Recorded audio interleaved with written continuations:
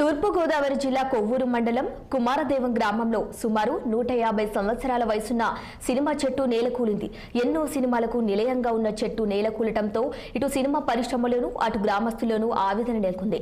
ఇక 150 సంవత్సరాల క్రితం గ్రామానికి చెందిన సింగలూరు తాతబ్బాయి రవీస చెట్టును నాటడం జరిగింది. చెట్టు పెరిగి పెద్దవటం గోదావరికి అభిముఖంగా ఉండటంతో ఈ చెట్టు వద్ద వందలాది సినిమాలు తీశారు దర్శకులు. ఈ చెట్టుకు మంచి సెంటిమెంట్ ఉంది. ఈ చెట్టు దగ్గర షూటింగ్ చేస్తే సినిమా సూపర్ హిట్ అవుతుందనే టాక్ సినీ పరిశ్రమలో ఉంది. అలాగే అన్ని సినిమాలు కూడా సూపర్ హిట్ అయిన చరిత్ర ఉంది. అలాంటి సినిమా చెట్టు అకస్మాత్తుగా కూలిపోయింది. సోమవారం తెల్లవారుజామున ఒక్కసారిగా చెట్టు కూలిపోయింది. ఓ పక్క పోటు మీద ఉన్న గోదావరి, ఓ పక్క వర్షాలతో ఈ చెట్టు కూలిపోవటంపై గ్రామస్తులు ఆవేదన వ్యక్తం చేస్తున్నారు. నేల కొరిగిన సినిమా చెట్టును తిరిగి బ్రతికించుకునేందుకు ప్రయత్నాలు కొనసాగుతున్నాయి. ఈ చెట్టును తిరిగి బ్రతికించేందుకు రోటరీ ఐకాన్ ముందుకు రావడంతో గ్రామస్తులతో పాటు ఈ చెట్టు ప్రేమికులు ఆనందం వ్యక్తం చేస్తున్నారు. ఈ చెట్టును అదే చోట బ్రతికించేందుకు విశాఖపట్నంకు చెందిన సన్ రైజర్స్ రిసార్ట్స్ వారు కూడా ముందుకు వచ్చారు. అయితే ఈ చెట్టు దాదాపు 130 ఏళ్ల వయసు ఉంటుందని స్థానికులు చెబుతున్నారు.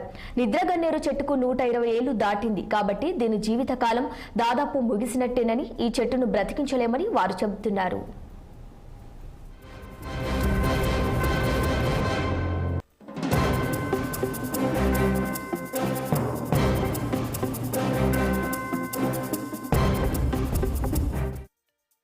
నా చిన్నప్పటి నుంచి చెట్టు తెలుసండి. నాకు ఏ వయసు అనేది చెప్పలేను.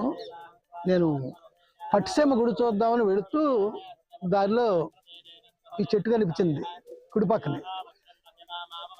అయితే మళ్ళీ వచ్చినప్పుడు చూద్దాము, నన్ను తీసుకెళ్తున్నాను రాజదూత్ బండిలో తీసుకెళ్తాను, మనిషి గొడవ చేస్తున్నాడు, వెళదాం పద అని. తిరిగి వచ్చేటప్పటికి చలిగా ఉందండి, శీతాకాలం. ఇక్కడ మంట వెళ్తుంది, బాగానే ఉంది. ఇక్కడ చలి కాసుకుందాం అంటే అది శవం కాలుతుంది అక్కడ ఆ పక్కనే. కంగారు పడిపోయి వచ్చేసి మోటార్ సైకిల్కి బయలుదేరి వచ్చాం. ఆనాటి నుంచి ఈ చెట్టుతో నాకు చాలా జ్ఞాపకాలు ఉన్నాయండి. 1, 2 కాదు, ఈ చెప్పడం కష్టం అండి అని జ్ఞాపకాలు.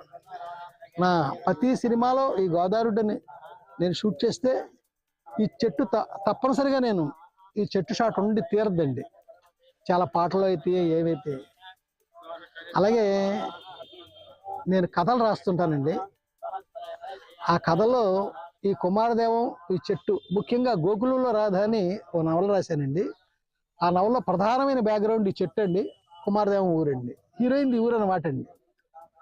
ఇలాగా మొత్తం ఈ బెల్ట్లో ఈ చెట్టుతో నాకున్న అనుబంధం, నాకు ఇష్టం. ఈ గోదావరితో ఎంత ఉందో ఈ చెట్టుతో అంతా ఉందండి. నా